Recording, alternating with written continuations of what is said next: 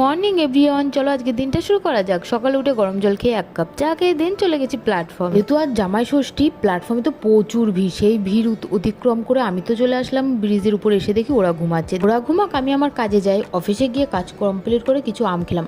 আম এখন গরমে কার কার ভালো লাগে, আমার কিন্তু বেশ ভালো লাগে। আজ তো বাড়ি ফিরলাম গাড়ি করে। বাড়ি ফিরে ফ্রেশ হয়ে বাড়ির সামনে দোকান ছিল ফুচকার, সেখান থেকে ফুচকা এনে সবাই মিলে ফুচকাটা খেলাম। আর ফুচকাটা না দারুণ বানিয়েছিল। কত রেডি হয়ে চলে গেছি আমি আর রাজদীপ গঙ্গারামে মিষ্টি আর দই খাবো বলে। গিয়ে দেখি যে তো ভিড়, কি করে ভিতরে ঢুকবো। তারপর ঢুকলাম আর দিয়ে দিল এই পেস্ট্রিটা। যারা যারা আজকে ওপেনিং এ যাচ্ছে তাদেরকে সবাইকে এই ছোট্ট একটা পেস্ট্রি দিচ্ছে। আর খেতে কিন্তু দারুণ ছিল।